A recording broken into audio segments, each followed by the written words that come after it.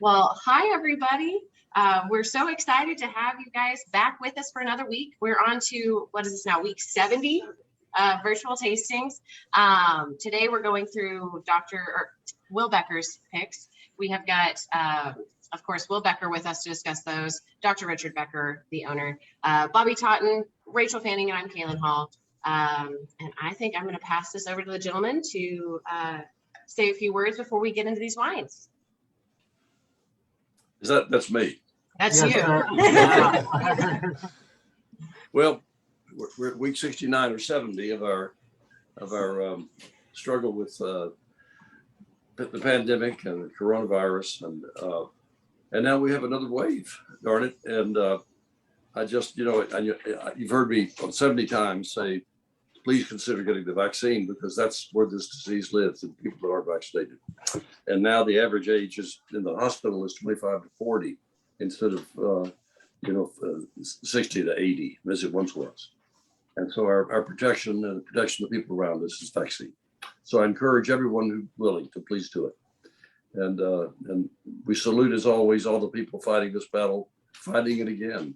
Only 10 ICU beds left in San Antonio. Imagine that. It's just it's insane. So we retreat to an hour or so of escape from all that pressure and a chance to enjoy these wonderful wines that Rachel and John and all of us have made. So thank you. Welcome. wonderful. What a treat to have Will here today, who's been involved in this project from its infancy, coming home from college and bringing friends and roommates to lay out the trellis system before we planted. It was a great time, and here we are. Welcome, Will. Thank you. Thanks, Bob. It's great to see all of you. It's great to be here. Spring break, probably 1991, my dad called up and said, I'm going to plant a vineyard. And this was out of the blue. And so would you bring home a couple of guys at spring break to help put together a vineyard? And realized he was serious. And if you know my dad, this is the kind of, sudden serious hobby that he takes on. And this isn't a hobby, and so I rounded up a couple guys and invited them to Texas for spring break. And they said, well, it'll be a lot of fun, be a crazy spring break. And I'm like, I lied and said yes. And we had a lot of fun. Hayden and Ted came down with me, and we strung wire and drove, stakes into the ground, and spent a week doing that, and actually learned a lot and had a great time. And Fredericksburg is such a wonderful town. So we didn't have the college spring break they might have imagined, but we had a great time, and they certainly learned a lot, as did I, about how a vineyard comes together. And it was just a ton of fun. So we planted for the first time in '92, and that was another, spring break and home, crawling around in the dirt, putting what looked like dead sticks in the ground and just praying that they were going to grab some roots and go forward. And they did. And it's just been amazing. We harvested for the first time in '95, and I still have a bottle of the '95 Cab and the '95 Chard down in my wine collection that I've obviously never opened, but someday will, probably should soon. And I remember that first vintage, we had a consulting winemaker, and I think we didn't have our oak and our fruit in balance. And I remember taking it around to a lot of different restaurants in San Antonio and pouring for, my mother did this too, and pouring for the chefs and the wine buyers. And they could say, you've got something here, you're just not quite there. And then I remember coming home again in 1996 from work, and Dad saying, I want you to try something. And suddenly they had it. They everybody had figured out the balance of oak and the blending. And I remember that first Cab in '96 was just, I realized that, in Texas, we can make elite level red wines or wines in general. But that was the first time I was just blown away by what, had been made. And then that '97 vintage was even better. And you have to be really on Dad's good side for him to pull out a bottle of '97. But it is truly beautiful, and just continues to age perfectly, which has been really fun to see. So for me, it was that journey to, oh my gosh, we're planting a vineyard, to, wow, we can really do this and make world-class wines. And that was, just to see it. And for me, I love red wines and I love big red wines. And to see that we could make not just a big red wine or a fruit-forward red wine, but a Cab or a Cab Franc or a Merlot that's in balance, that has good fruit, that has tannins, that has, has been aged, well, properly in oak, and has that great balance. So that's why I, actually sat down with John and talked this through with him. And we came up with these wines. So I certainly love all of our Cabs, but I also love the other red wines that we're able to make. And I think they're all just beautiful wines. So you guys are doing a great job. The wines are fabulous. And if you haven't tried through, God, come out and try through all these red wines, because they'll just blow you away. So those are my thoughts. And thank you all for joining us. That's amazing. Well, So Will, I do have a question. After that initial spring break, did your friends ever talk to you again? Hayden and Ted didn't live with me after that, but I didn't live with them, so, yeah, they moved on. But everybody appreciates getting a bottle of wine, so they've come back around. Hayden actually came back and visited my father out at the winery. He sent him off, and then he got to try all the wines, 15 years later. And Dad sent him off with a case of wine, and he, called me up out of the blue. I hadn't talked to him in 5 years, and he just said, "Unbelievable! I can't believe we helped start that." So Wow. they've forgiven me for that spring break, but it was just You the have to remember beginning of Will's something so special. It was Will who named our winery Chateau Shoestring. And, oh, and that's why we're still here, actually. That's the reason. But it was true. We also called it Chateau Frozen Concentrate. And I thought, as funny as that is, we have friends who would say, they make their wine from frozen concentrate. So we never use any frozen concentrate. We just say that. Anyway. yeah, of course. So, Will, you picked these wines. Why did you pick them? Yeah. These three. Well, you sent me, I don't remember what vintage it was, but there was an estate Merlot that was down in oak for 2 years. And I think it was around 2010 or 2011. And you sent me a bottle, and it was like Petrus. It was unbelievable. I couldn't believe that there was so much earthiness, because we have no shortage of heat. We have no trouble getting a big fruit forward wine, but this was so beautifully balanced.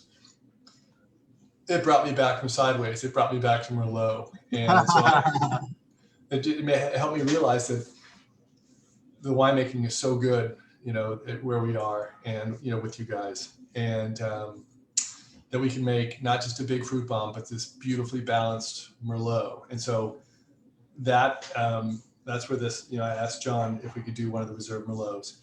And then my favorite grape is Cabernet Franc. And so I had asked John, I definitely want to do this. I want to do one of the Cab Francs. I just think in Texas, Cab Franc, it's not just pyrazines. It's not just bell pepper and grass, because we do have, an ample supply of heat. We get fruit as well. And so it's such a beautiful, well-balanced wine. I think, a Cab Franc from a cold climate can be harsh, can be a little too grassy, a little too much bell pepper. The pyrazines are too strong. But in Texas, I think it's perfect, because you get the fruit along with the sort of the grassiness. And the Chevaux Noir is a blend of the two, and I've always loved it. And I think that this is 70% Merlot and 30% Cab Franc. So I thought it'd be really fun to try these two wonderful grapes together in one bottle as well. That's where that came from. Very cool. So on that note, since John has not quite made it in, I get to kick this off. And I would like for all of us to start with the Reserve Merlot, give a little swirl and sniff.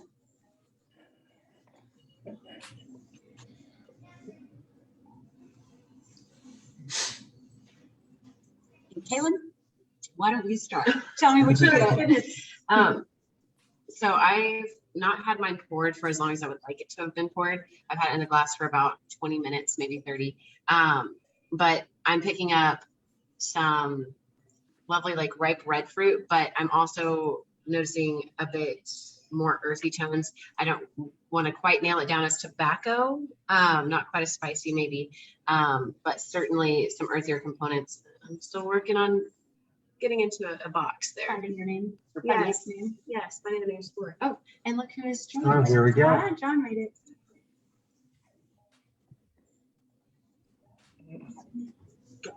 Oh, yeah, he's coming. There he is. Hey, John. Hello, sir. Welcome. John, as a high school teacher, I have to mark you tardy, and 2 more tardies will result in detention. So just so you know. I have a great response. We are live, yes, sir. Oh, well, you know, as I say, well, I'd rather be late than never. Very true, and it's lovely to see you. We just started on the Reserve Merlot. Fantastic. And John, where are you right now? I'm in a previously undisclosed location that was once inhabited by Dick Cheney. Oh, that's good. Yes. I'm up in Lubbock. Okay. Yeah, we literally just got out of vineyards, and oddly enough, vineyards that this Reserve Merlot comes from. So, yeah, we did 3 vineyard tours this afternoon, and we're doing 3 tomorrow morning and another one on Friday. Nice. To me, just as a hysterical note, it's interesting the way these grapes are tied together, especially Merlot and Cabernet Franc.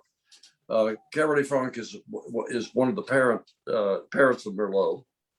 Cabernet Franc was translated from the Loire by Cardinal Richelieu in 1784 into the region in Bordeaux where Merlot was a native grape, which was along the Garonne, maybe an island somewhere there. Cabernet Franc means black grape, and Merlot is from the French word for blackbird, which is merlet. So, but these are very much native grapes of the right bank, and especially Pomerol, where they're grown together, where the namesake of Chevaux Noir is so famous, and Petrus and others. So it's interesting how they gravitated to that region and have become so prominent, and also being related. So there you go. Well, I tell you what, the Merlot we looked at today is very promising. But, I don't know if I could say it's as promising as this, because the promise here is I get to drink it. I don't have to wait 2 years. Yes. So, and which Merlot were you looking at? Were you at Drew Townsend, or were you? Yeah, no, we were in Jet Wilmot's vineyard. How's it look, John? Yes. Yeah, the Merlot is looking fine. It's just a light crop this year, but the fruit was beautiful, and we were actually also looking a lot at the white wines that we were expecting to come in here fairly soon. The Sauvignon Blanc, Riesling, Pinot Grigio, the Viogniers. So you know, I'm extraordinarily excited, to tell you the truth, actually, about the Viognier and the Sauvignon Blanc. Wonderful. Yeah. Well, that's a nice change of what we were concerned about. Yeah. Yeah. No, I we'll wait to see tonnage, but boy, the clusters were beautiful. The acid is in there. They're just starting to take sugar tests, so we're probably not quite pushing 20 bricks yet on those whites, but the vineyards are looking great. The red varietals like the Cab, the Merlot, the Cab Franc, we're all just starting to turn. So we're more than a month out with those guys, but they were just, the Cabernet probably was the furthest along at about maybe 30% veraison. The Merlots maybe 15 to 20%, if I had to take a wild ass guess on amount of color through clusters throughout the vineyard. So we're looking really nice. Right now, John, we have this counter current of air flow, northern air still coming across West Texas and even across Fredericksburg right now, and this counterclockwise into all that action along the Gulf Coast, storms and so forth, Houston to New Orleans, and so the temperature should be mild, and the sun should be bright, It's got I'm some glad you hope. said that because somebody forgot to tell us up here that it wasn't supposed to be 93 degrees and sunny. That is cool. It's Yeah. Texas summertime. Don't get me wrong. I mean, that wind was picking up. I saw some dust devils, and then I swear to you, I saw these little guys skipping along this yellow brick road singing the Lollipop Kid. So I knew I wasn't in Kansas. That's all I'm saying. There's no place like home. How much Jameson was involved? Hey. So, Will, I want to know why you picked these wines. We did Yes, Will, that yeah. before you came to class, John. We've already covered that. We'll have to get the notes from somebody else. I was listening while I was getting everything set up, and I do apologize for being late. I don't care at all. No worries at all. I appreciate you enjoying Greater Lubbock. So thank you. Yes, and it is a fantastic city. I recommend it to anyone. Yeah, I said it with a straight face, Rachel. Good job. Awkwardly quiet. It was, So, John, tell me what you get off Reserve Merlot in that fancy glass you have there. Yes, I know, right? It is not the best for the nose, but it actually, the fruit is coming through here a little bit. You know what? I think it distinctly smells like job security. So, Oh my God. smells like a double gold, doesn't it? oddly, Bobby, that's, no. Actually, you know, in all seriousness, I know it's only 25%, but of this, but the Jet Merlot has got a very distinctive red currant that I keep getting in this, and I love it. I absolutely love it. I think that's Maybe the try- same. I'm sorry. No, go ahead. Well, I say this all the time about like when we taste the Wilmot Cab, that you can always pick out that terroir. And to me, it's almost tactile. I think I say that every time also, but it's you can taste and almost feel that red, West Texas red dirt. It's not dirt, it's soil. As you see blowing through. Terroir.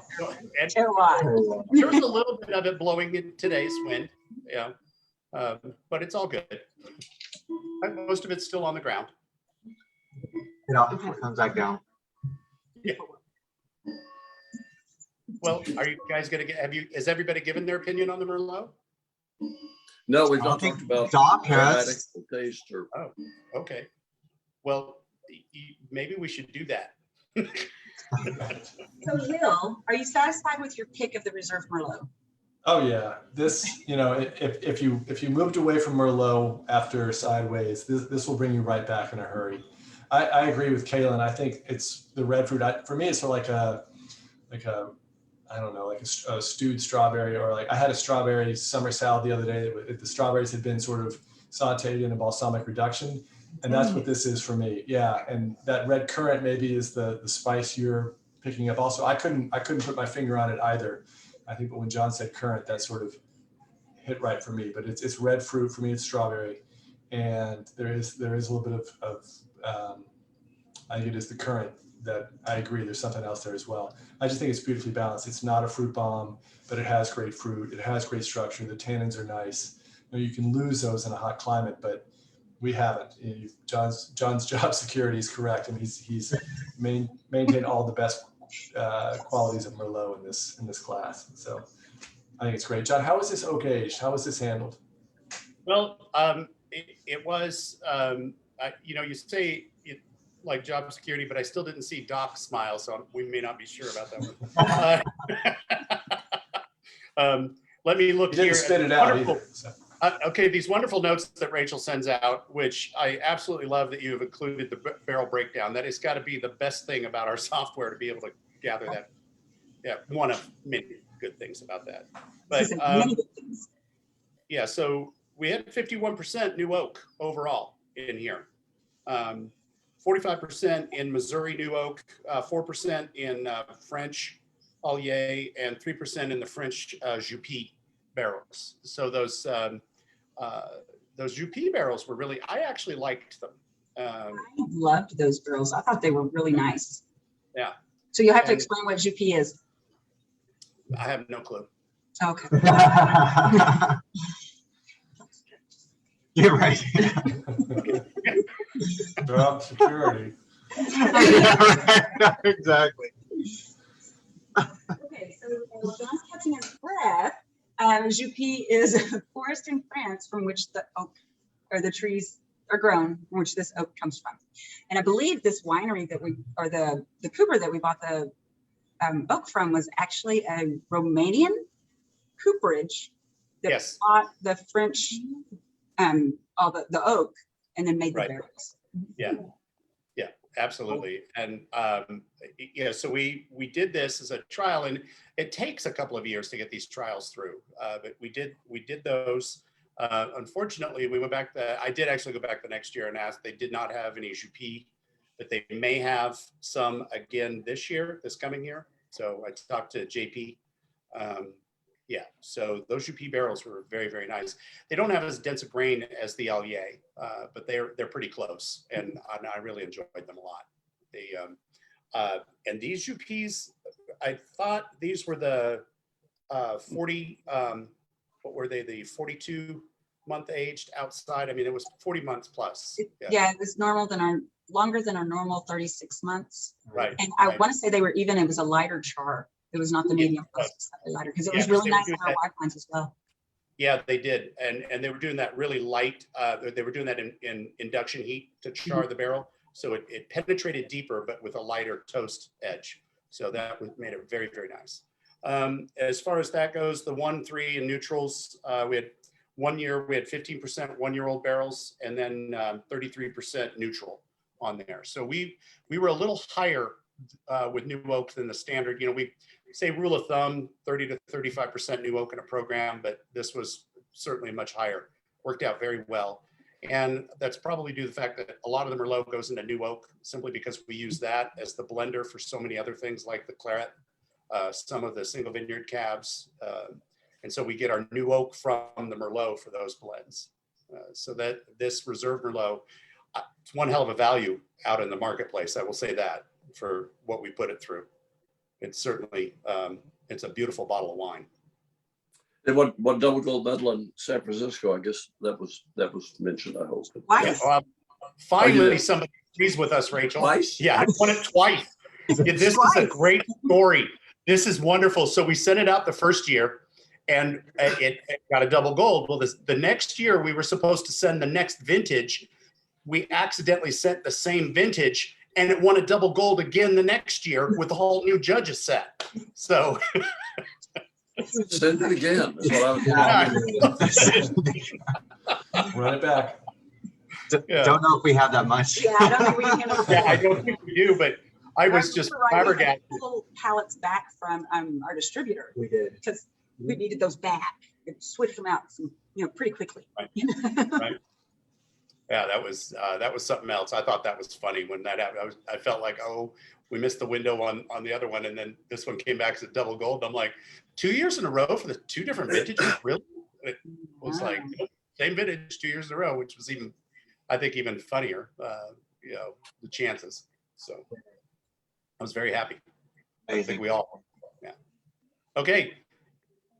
Now wait, Bob, I want to hear, think- but look, Bobby, you have a great palate. I want to hear what you think about this wine and tasting and smelling and so forth.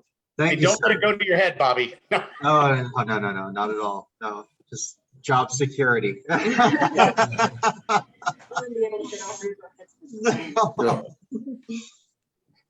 No, I mean, so Got I was smelling and I'm kind of getting different things on the different nostrils. I mean, I'm getting that strawberry, but then I'm picking up hints of that dark chocolate, cocoa, kind of hint in there. Like Kaylin was saying, that tobacco, it kind of showcases just ever so slightly right on the finish. But I really dig it. Get hints of that red plum, a little bit of a red plum in there. Very much, yeah. But it's just, I think this is just a beautiful wine, and it's just really spectacular. I think you hit it spot on with the cocoa. Right. Like, to me, that's one of Yes. the things that I'm. Yep. Yeah, I have been looking for the word for it. I know it's in there, and I just couldn't find it until you said it's cocoa. And Absolutely. also with Will, the stewed fruit, the stewed red fruits with the strawberries and the raspberries and the plum, I think is spot on. Yeah. Kind of getting a little jealous of the strawberries, sauteed in balsamic vinegar reduction. That just kind of hit home. Yeah. Stopping at the store on the way home. Yeah, sure.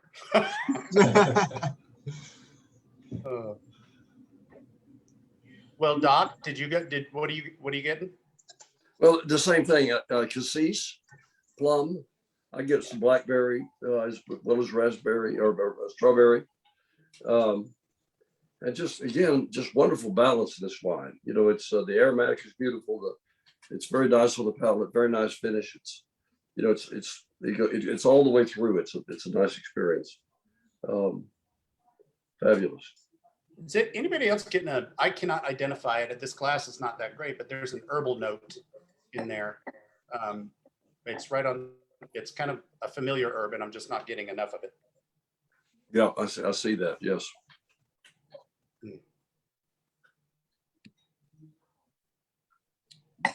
Savory, like summer savory. Savory. Yeah. Yeah. Yes. Yeah.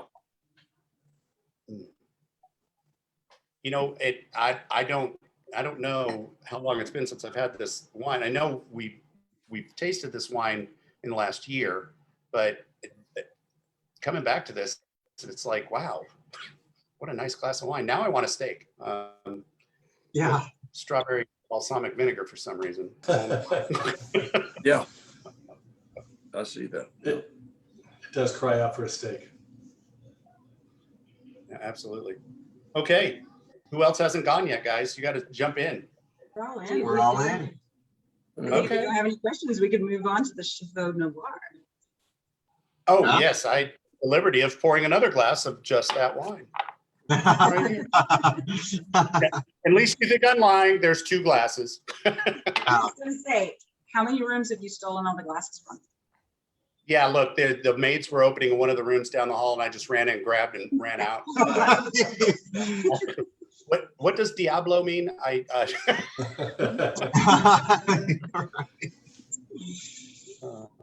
Very Dad? nice man. Very nice man. Dad, would you explain the name Chevaux Noir, why you chose it? Yeah, it's fun. It's funny. And so this is a wine which is a blend of Merlot and Cabernet Franc. So it's the great combinations of Merlot and Cabernet Franc are from Pomerol, and by far the most famous is Petrus, but Cheval Blanc, which means white horse, is another. So I thought if we were going to make our version of a Pomerol, let's call it instead of Cheval Blanc, we'll call it Cheval Noir. So black horse instead of white horse. The problem is that someone else makes Cheval Noir. So I said, let's call it Chevaux Noir, which is black horses. Chevaux is plural instead of from cheval. And this contains an error in French because in French, black horses is Chevaux Noirs with an S. But I thought that would be spelling noirs, Noirs, would be so off-putting that I thought we'll just make the mistake and see if anybody ever notices it. So far, no one has called us on the carpet, but that's where the names came from. So trying to give this name to our version of a Pomerol. And this wine is, as good as the plain Merlot is. This wine is superior, I think. Interesting. This is Cabernet Franc is a parent of Merlot, as it is also of Malbec and Carmenere, other grapes that are cousins of Merlot. So interesting to put these together. This is an area where they're grown together for the most part in France, Pomerol. So that's it. This wine is superior, I think. Interesting. This is Sorry, I'm trying to get on the Facebook and see the comments. And apparently I'm getting the reverberated feedback. I apologize. Dr. Becker talking back to us, but he wasn't. Yeah, ventriloquism.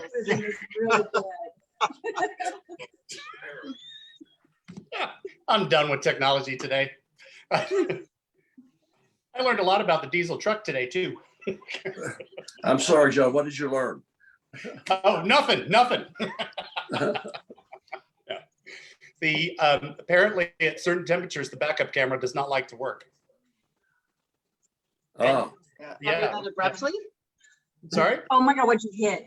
I didn't hit anything. It wasn't working, so I didn't go backwards. Jet, you learned a lot today. Oh, that's not what you meant.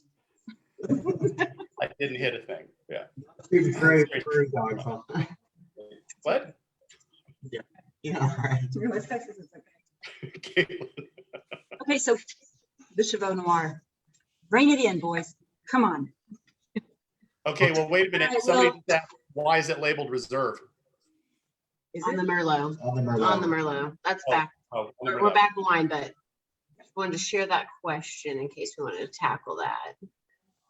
Well, I think Will, you did tell us that. what you love about this. Sure. The Chevaux.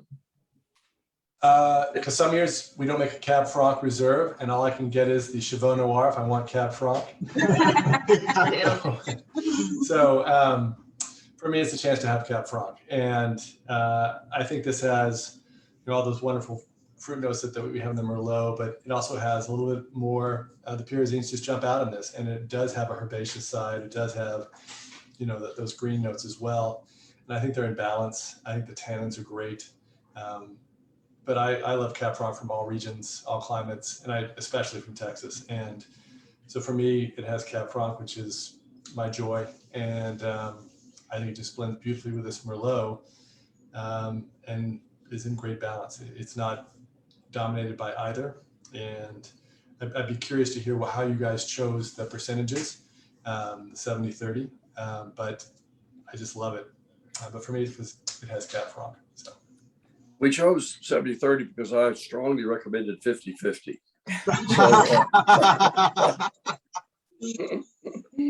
So that's how we got to 70-30. When I'm So home, I love that, Dad often holds a tasting, a blending session from when I visit, and I would love to have been in the room when you guys tried the different percentages, just to see. I think it'd be really fascinating. Sounds like something you guys could do, with the wine club, but just to let them try the Chevaux Noir and just 50-50, 60-40, 70-30, and the other way as well. It's fascinating to see these two grapes together and how well they do. So I do want to say that I don't think John has made, and Rachel have made great wines. I don't think they've made one better than this to my palate, or maybe just at this moment in time, after 5 years. And I don't know what kind of price is this one, Rachel. Can you tell me? It's not Pardon? enough. It's not near enough. I'm sorry, It's not enough. It's not enough. Yeah, not enough. send it back. I don't know what Reiterate. we Yeah. sell. $40. Yeah. I think it's a $40 a $40 bottle. bottle. Wine club. It's the 20% discount. How is it done in wine competitions for medals? I don't know. This one is quite lovely. It's got a nice little rack up here. So in 2018, it won the San Francisco International Wine Competition. It did not win, sorry. It got a silver at the San Francisco International. In 2019, at the Houston Livestock Show, it got a double gold medal, Reserve Class Championship, and the Texas Class Championship. I think we want to saddle with this wine. Yeah, I think so. This is a saddle wine. We're right. Yeah, yeah. One of the ones we had saddle. Didn't this also get the best wine in Texas from Texan? I believe the next Oh, one no, did. that's the Cab Franc. Sorry, I apologize. Yeah. Hold on. Let's iterate Almost one more. Yeah. It's fabulous. Why is it fabulous, Bobby? What about this do we love? Oh, that is Merlot and Cab Franc. And we could do 70-30 and, no, I think this is beautiful. I mean, it showcases the best of both. It's just a really nice balance, the beautiful tannin structure on it. I mean, I'm getting a little bit more of the earthy undertones like on the nose. So a little bit almost like that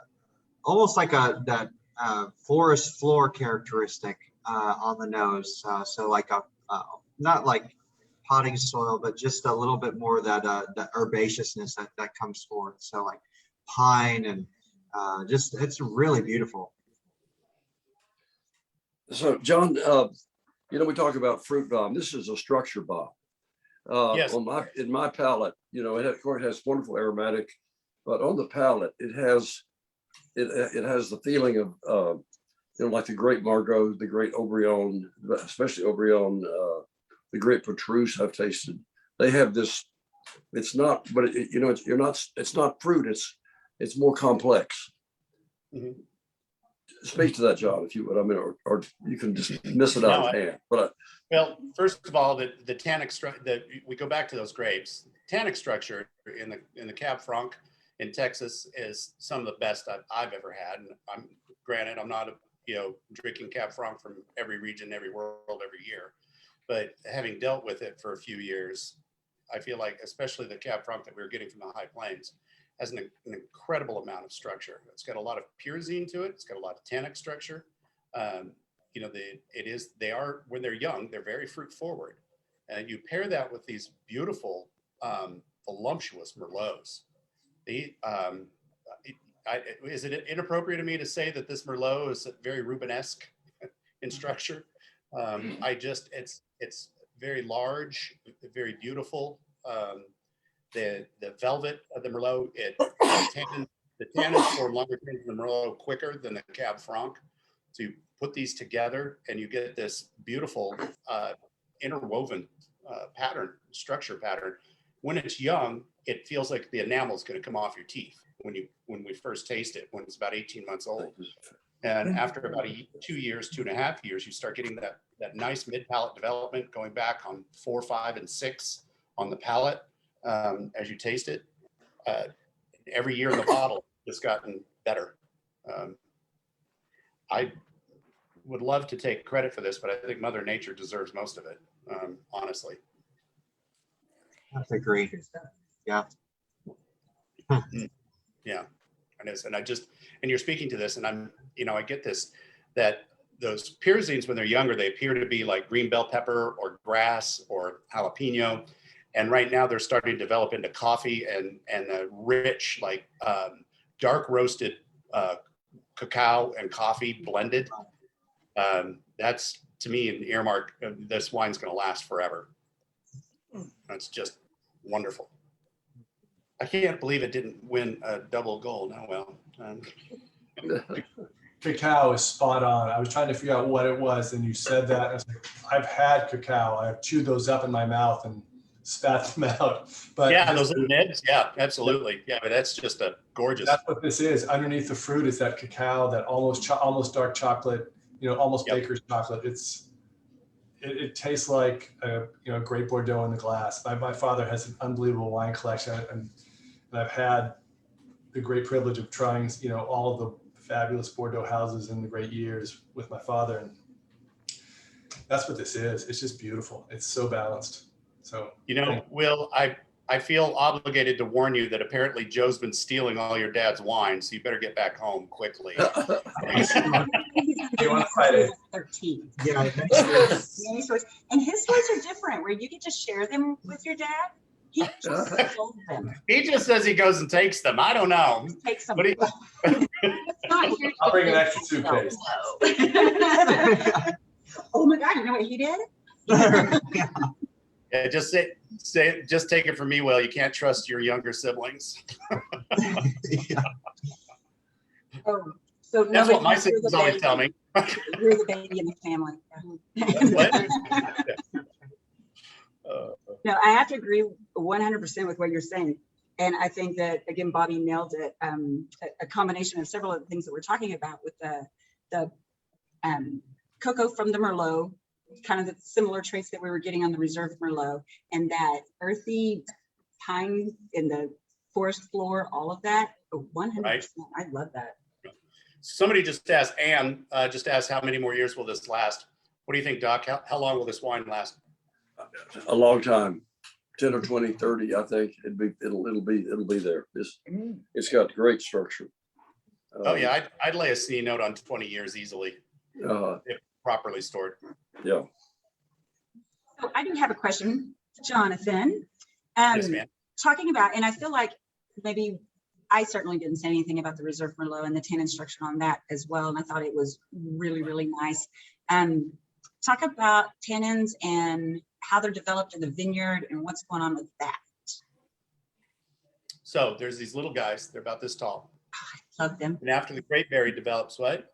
Or is that the cabbage patch? I can't remember. Well, protein, you know, we can start there. Develops the phenolic development or the tannic development itself, the tannins itself. I think so. So I heard Really? a comment the other day about a different year, 2018, and because of the weather and the climate that we were having and how the tannins developed. And I thought that was really interesting. And I didn't know, especially since we have two beautiful 2016 sitting in front of us that have lovely tannin structure. If you had any insight onto that and how and why these tannins developed as well as they did. No, I don't have any special insight on that. I can tell you that you don't really start tasting them until post-ferration, as you know. When we start tasting just those skins, you know, and that's where they're developing. They're coming in there. And this is where we're going to get horrible because for me, I'm going to get into probably the weakest point of my knowledge is the physiology, the physiology of the grape as it transitions from veraison into ripe, into what we call ripe for winemaking. Again, ripe is a relative term depending on what you want to do with it. However, the tannic structure in the skin, post-veraison, when that color starts coming up, that's when I start tasting them. And that's when I start taking the pulp away from the skin and just chewing the skin for about 20 seconds. And then that tells me where the tannin is, where the structure is, then I'll spit it out and see where the color is. I learned this trick from several other people I was fortunate enough to work under. But basically, the enzyme in your saliva is extracting the same way the enzyme, when you break the skins during fermentation and A and B start reacting on those chains, you're breaking that down and you can see the color and the structure and it comes right out in the mouth. Beyond that, no, I would have to go back to those wonderful books and tell you the actual, you know, between the Krebs cycle and ATP, where's the energy develop? You know, I'm like, Oh, Krebs cycle. The Krebs cycle is that you learn the Krebs cycle so you can take the exam, you pass the exam, you forget the Krebs cycle, and you do it again. That's the whole cycle. No I've learned. idea how close you are to the truth. But I'm going to put it back on you, Rachel, because you're the one with the masters. I wasn't trying to throw you under the bus. I'm really No. asking. I thought it was an totally understand, interesting but- comment that I heard, and I don't know. I just don't know. So I was hoping you would shed light. Yeah. This is when I would mute the class if I was teaching right now. So, Rachel and John, can you talk about how the ripeness of the seeds can affect the tannins? Go Seed ahead. tannins are a really different ball of wax. Absolutely. Because they're bitter and Yeah. they are short chained. And there's an awful lot of oil in those seeds too that can provide bitterness to the wine. But the tannin, the seed tannin, you know, there's an extract that we can use in the winery that literally comes from the seeds alone, the tannins from the seeds that they can do with a hot water extract on there. And that helps offer structure to a young wine, especially an underdeveloped or green fruit that may have come in damaged. That is a tannin that we're allowed to use in winemaking that comes from the grape seed itself. And that offers a lot of underpinning. And it is very important. You know, and you get those extracts, you start during alcoholic fermentation, it starts breaking the coating down around the seed in the red tank, is what I'm speaking of. And you start getting a little bit of that bitterness, a little bit of that oil, but it's starting to extract the tannins out of the outer layer. If you crack that seed too much during pump overs or during pressing, you release a whole host of bitter phenolics into the wine. It's important, those tannins are very important for color stability, for the anthocyanins, for the stability of the color. They're very, very important for the preservation of the wine. Alcohol helps extract all of those things. They're all alcohol and water soluble. So alcohol is there both for the flavor carrier, but also as a partial preservative, but they're there mostly to extract all of those things that we enjoy the most: the color, the flavor, the scent. But the tannins in the seeds are very short. The tannins in the skins are longer, and the tannins in the oak are even longer. They're chains that form up. Do you like my helix? It's coming out there. I know what you say. Yeah. Okay. Well, as that helix develops, the shorter the chain, the bitter or the more astringent it tastes on the front of the mouth.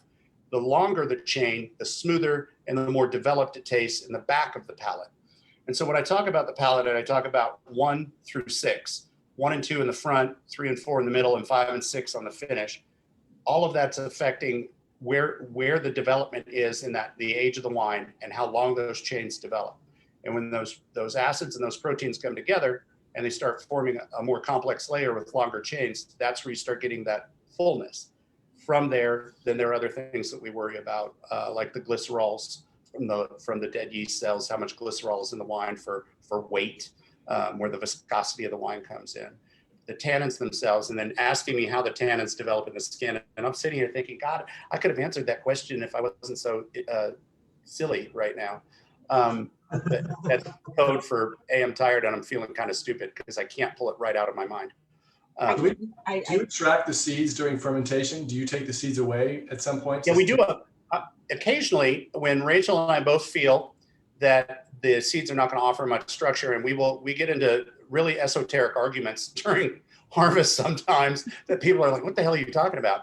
And we will do a process that we call delistage, which is the removal of the seed during fermentation. And there's a short window of time that you can do this, is when the cap has developed in red ferment, about a third of the sugar is depleted. The ferment is very warm and the cap rises up through the liquid. So all the grape skins are floating to the top. The seeds are dropping to the bottom of the tank. What we'll do at a very rapid motion is remove the liquid from the bottom of the tank on the bottom valve through a screen and put that liquid into another tank. When all the liquid's drained out of that tank, we take the liquid and put it back in on top of the grape skins in the original tank.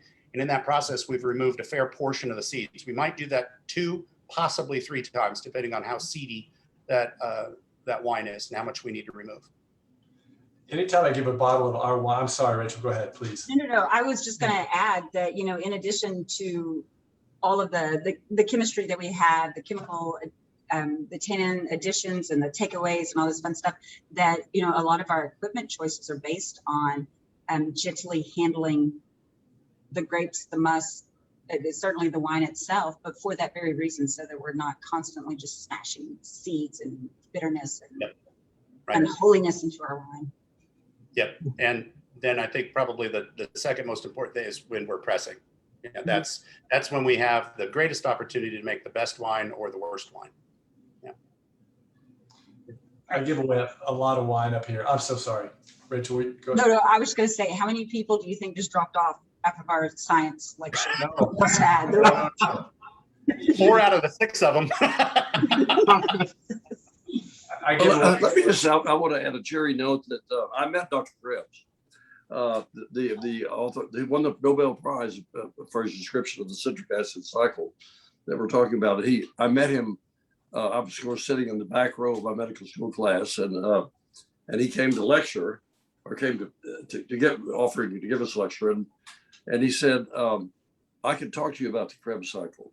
We were all, of course, memorizing the Krebs cycle, which took a major amount of effort, and which I can't remember now. But he said, let me talk about anything other than Krebs cycle. What would you like to hear about?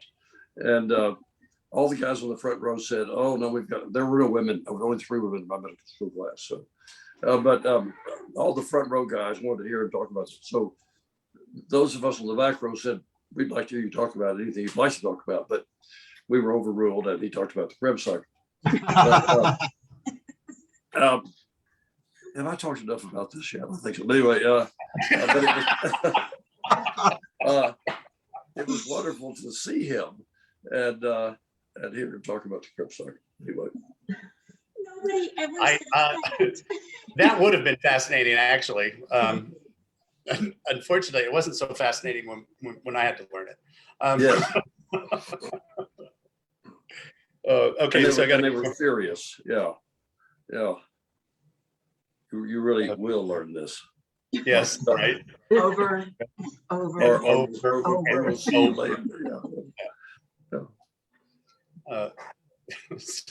So now we know that winemaking is not all sexy.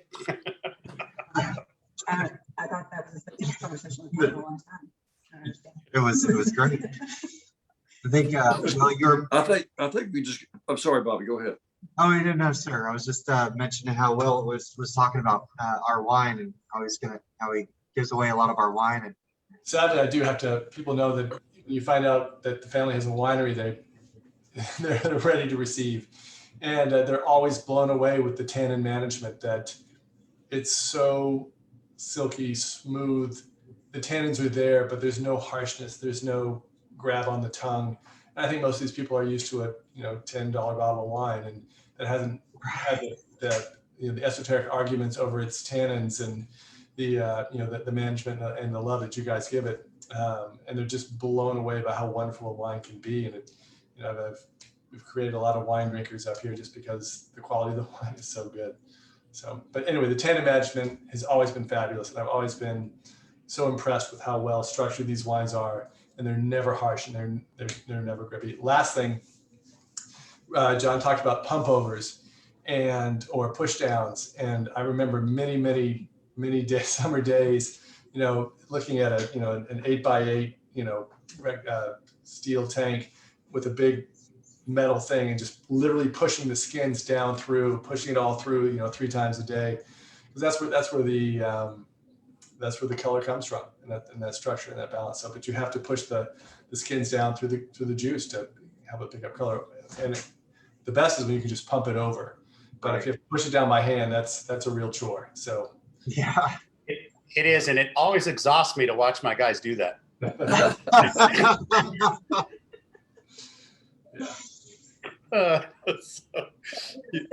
The first winery where I worked, and I got the pleasure of doing punch downs, and because there have been so many open bin fermentations, it was a wooden stick with what looked like, I called it the unipod.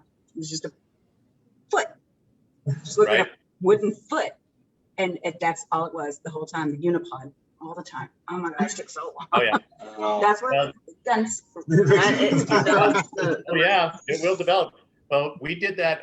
What was it, in 2014 or 15? We had like 18 bin ferments going. That was perfect. Yeah. Did it tire you out, buddy? It did. I actually went out and helped. I lifted the lids off for the guys while they punched it down, rinsed off the lids and put them back on. That's kind of shoulder, a little stiffness. They're big, very big lids. Daryl and Eddie told me to stop helping them because I was making a mess. Apparently, they're like, we need to have the grapes inside the bin. It's all fun. It is. Absolutely. We got to get to this Cab Franc. Yeah, we do.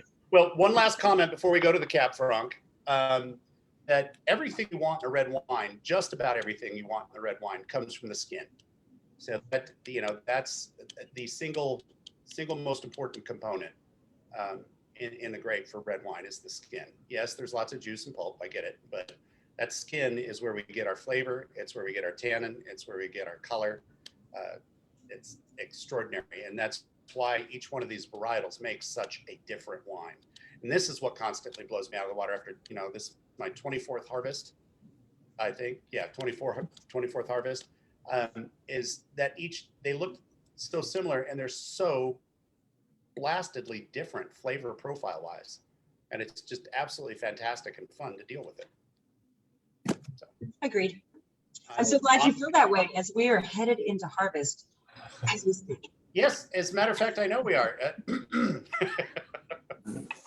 So Cab Franc? Cab Franc. So it's interesting. We're tasting the 2 components of the Chevaux Noir separately. We're having Merlot and the Cabernet Franc, and then we had the 2 together, although not in the 50-50 ratio that I called for. So you chose the 30-70. my feet were to the fire. Anyway, yes. As I recall, because we do that frequently. We hold our boss's feet to the fire and say, "You will do what we want you to do." I know. Anyway, if you have some leftover Merlot and Cabernet Franc, pour them together at a 50-50 ratio, and you will see where I was going with this one. I'll check it out soon. It's that simple. Yes. My next project.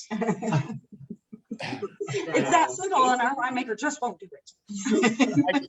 I can't win for losing around here. It'll be right on the bank. No right bank, left bank, right on the bank. Right on the back.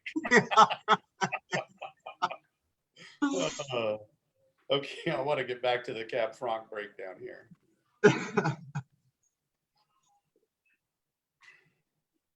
we go. Oh man, this is a beautiful wine. It really is.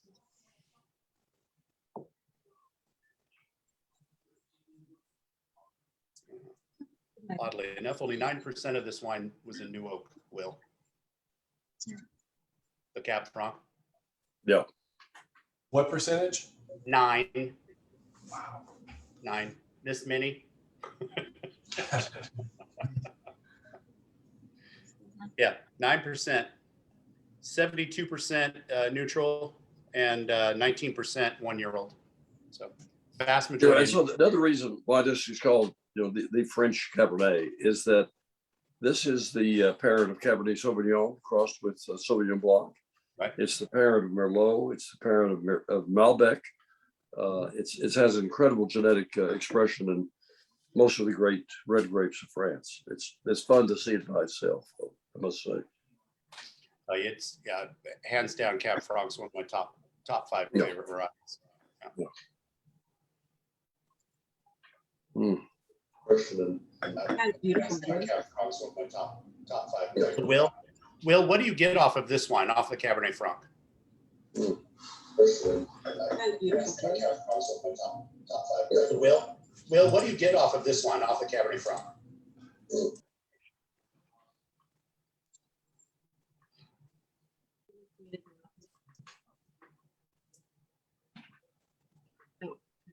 We can't hear you.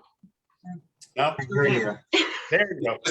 It's just as well. I had opened the Facebook page, and I was getting the audio twice, which was not. I'm going John again. You should have said, John, why are you doing John, this to us? what's your What are you stop? doing? I don't have it open.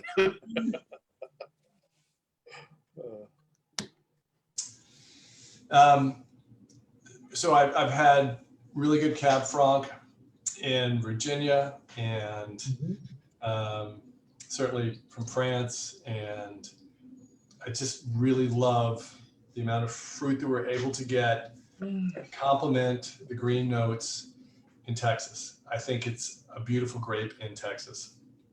And in spite of your refusal to put it in New Oak, I know my dad is always asking you to buy more New Oak barrels, and you won't do it.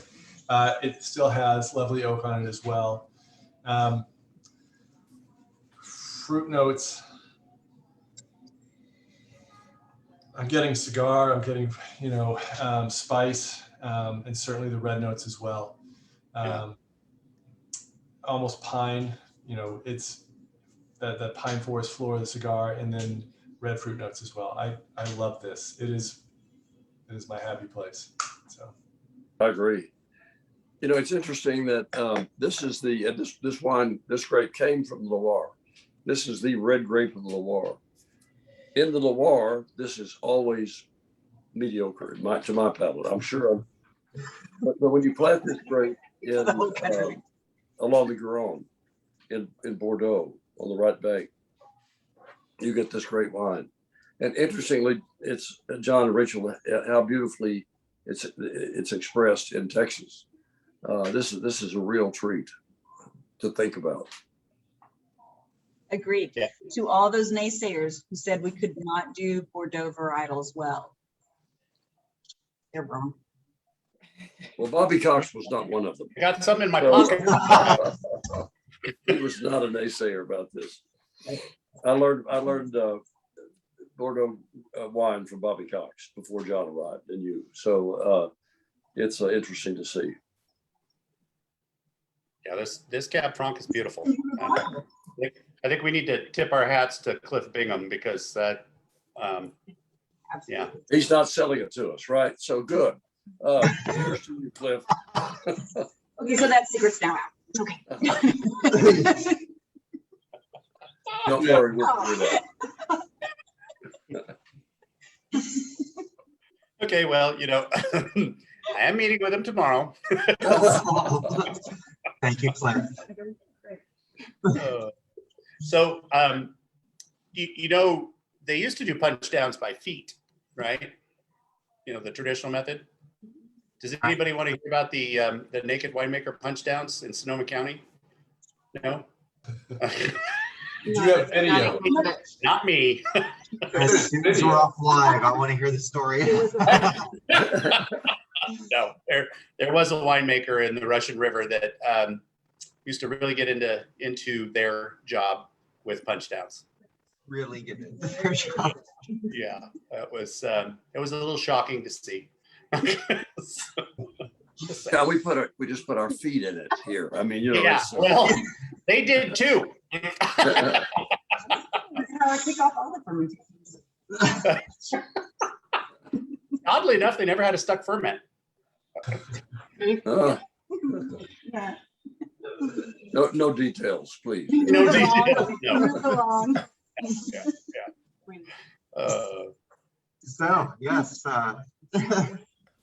great, yeah, forest floor, yes, Will, love it, the cigar notes, the tobacco. I mean, and a lot of, it's very balanced in the I think the alcohol content on this is like 15.2. And even with being at on the higher percentage, I think it's just so well balanced. Not a lot of heat is portraying here. I think it's just a great wine. It's beautiful. So smooth. Very, very smooth. Yes, Margaret, it is smooth. Very smooth. Come under the table when we heard. She, when she comes to the winery on Saturday, she's gonna punch me. Also to add to the nose on this, I get so much like lilac. Yes. Oh, very good call. John, here's a quote from Gary Clark saying, according to Amazon bestseller list, quote, "How to Hire Great People to Make Great Wine and Get Paid for It" by Richard Becker. Does anybody know anything about this? We've been ghostwriting for you for years. Ghostwriting. We've been taking all of the profits. Yeah, Don't worry. We maybe each have our own chapter. We've been Written by ghostwriting a book for you. We go to ourselves by yourself. Yes. Oh man, Will, I am so happy you chose these 3 wines. Really am. It's a fabulous lineup. So much fun. It's a lot of fun. I have to tell a quick story. So I teach at a boarding school in New England, and we have a brand new headmaster, brand new head of school. And I got to meet with him today. I really enjoyed talking to him. And I was just on Facebook looking at the list of names of people who are watching this. And one of the people watching is a trustee. So, yeah, Jeff, I don't do this on school nights. And I've got a bottle of each of these for you right here available. You just let me know and stop by. One of the wonderful trustee who helps sort of shepherd the school. I had the good fortune of coaching his daughter, one of the best shooters I've ever coached. And a really good person. How is the basketball team this year looking? Great. Yep. Very excited. But Jeff, I've got a bottle of each of these lined up for you, and I look forward to, I hope we get to stop by and see you and your grandkids and swim in your pool. So anyway, all right, enough about Jeff. And but it's amazing to see a trustee watching me talk about wine. So That's amazing. Yeah. That was another question I was going to ask you, is that you coach basketball I do. And teach math. and teach math. I do. I studied math and played basketball in college and just sort of rolled in here and kept right on going. And had the good fortune to teach some brilliant minds and to coach some fabulous basketball players. Lindsay Worrell, the daughter of this trustee, was a beautiful shooter and shot almost 50% from the three-point line. It was just amazing. Semi-final game, her senior year, I believe, where she hit 6 threes in the first 6 minutes and just ended the game. so anyway, That's awesome. Wow. Yeah, I get to coach some wonderful kids too. So it's a lot of fun. That's amazing.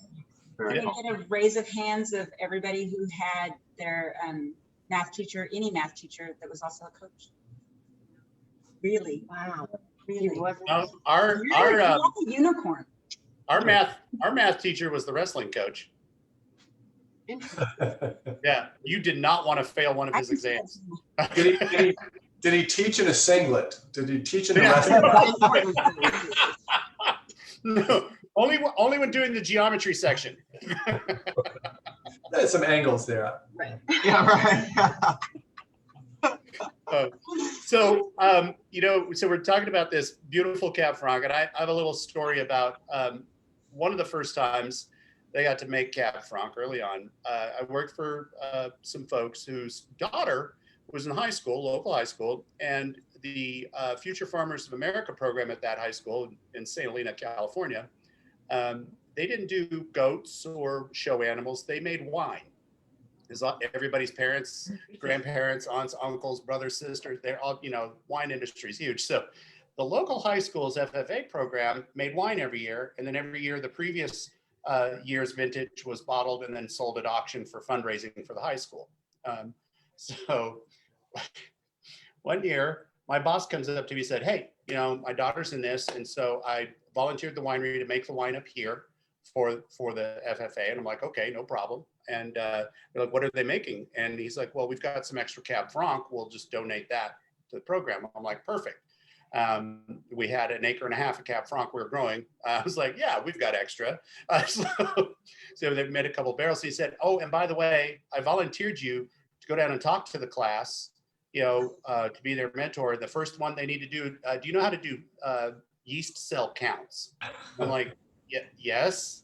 And I'm like, so you volunteered me, when do I need to do this? He's like, oh, it'll be like on, I don't know, it was like a Thursday or whatever. I was like, okay. And he's like, you fine with that? I said, yeah, I don't have a problem. So basically what you're saying is you had a 38-year-old man going down to teach a bunch of 16-year-olds how to make alcohol. What could go wrong? I don't do that. So The look on his face was priceless.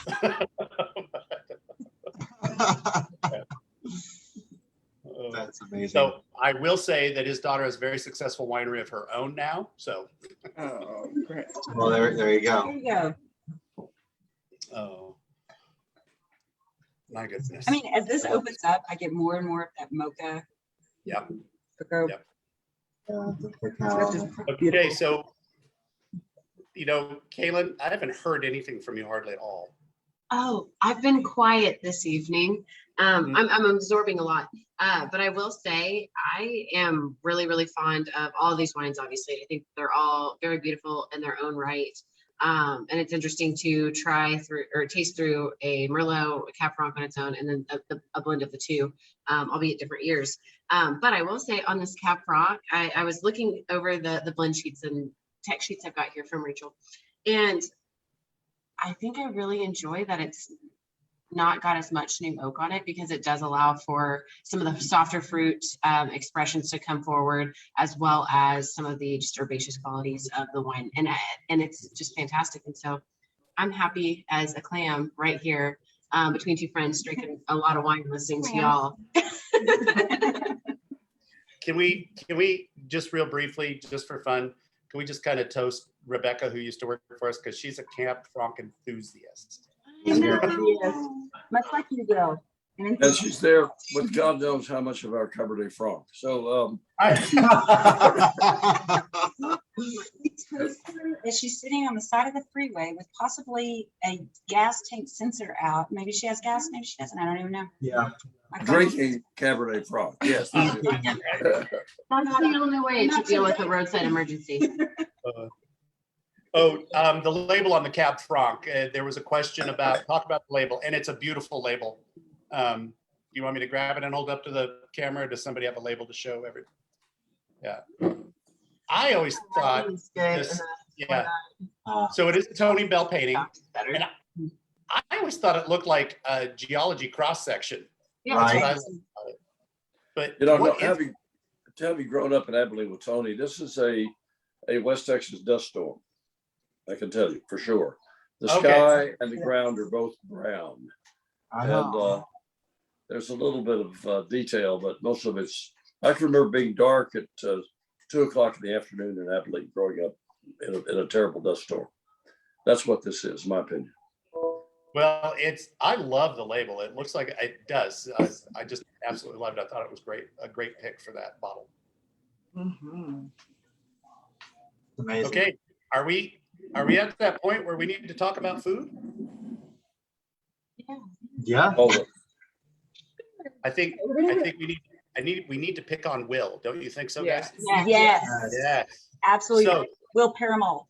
yeah. You got this. Well, I made a real blunder tonight. I like to cook.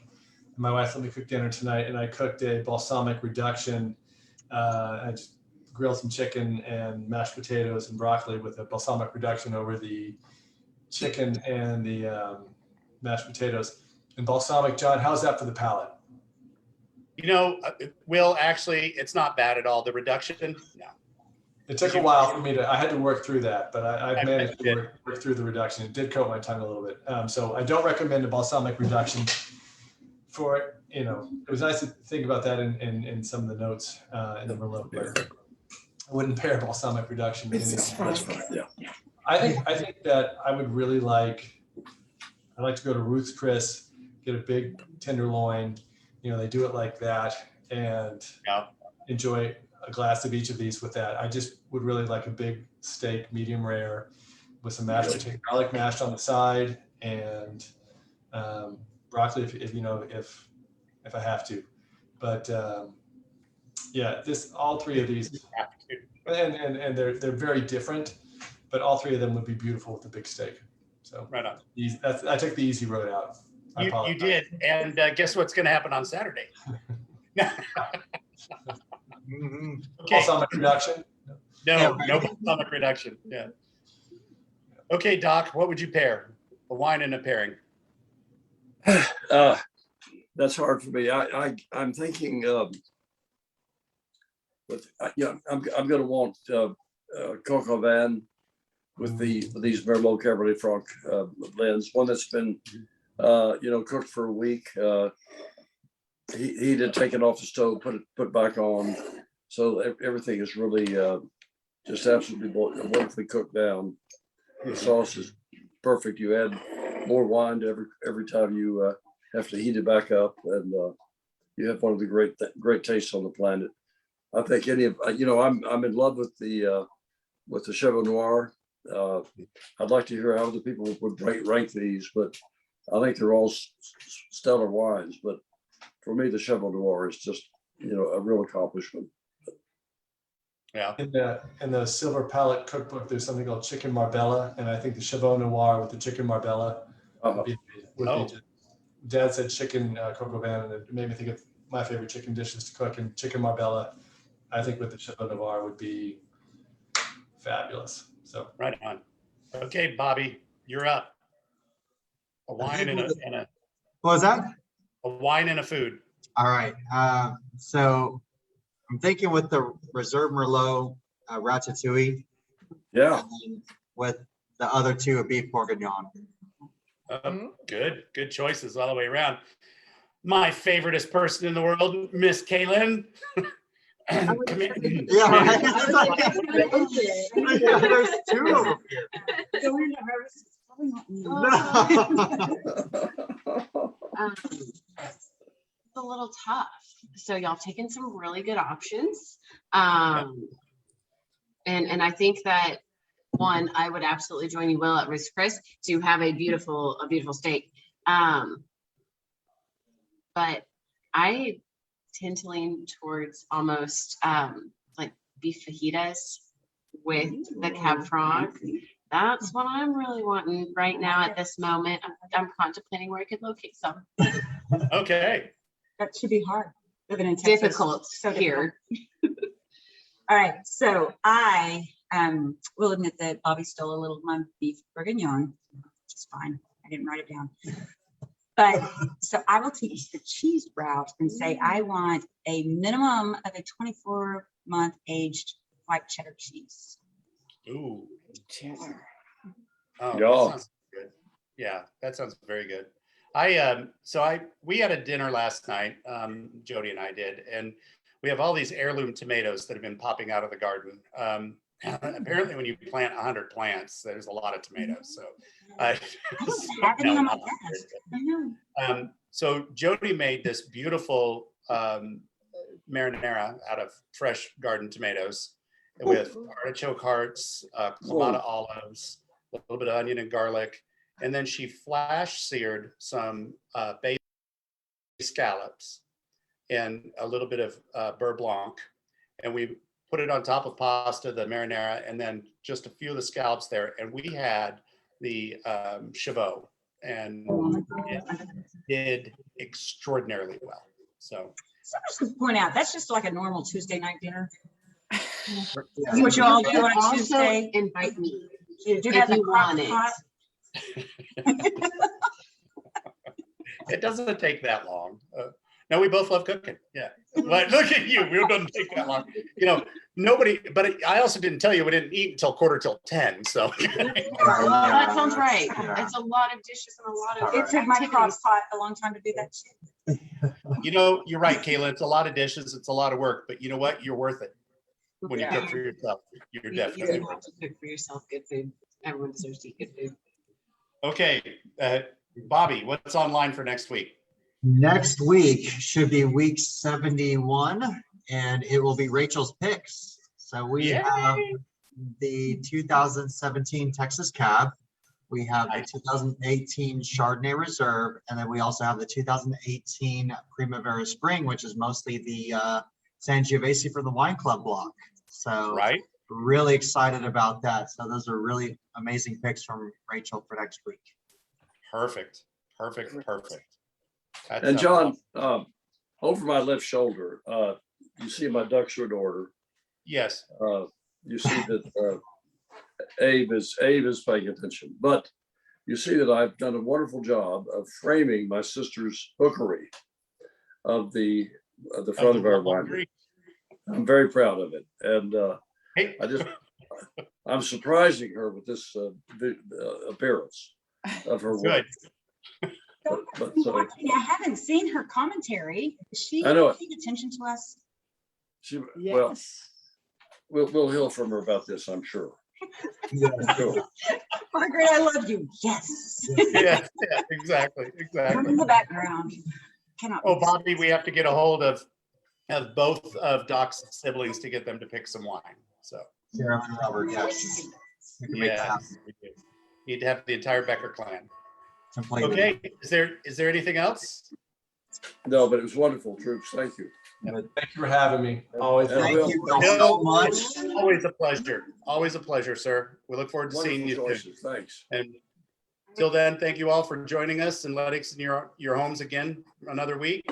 We wish you good health and good wine, and see you next week. Cheers. Cheers. Cheers, guys.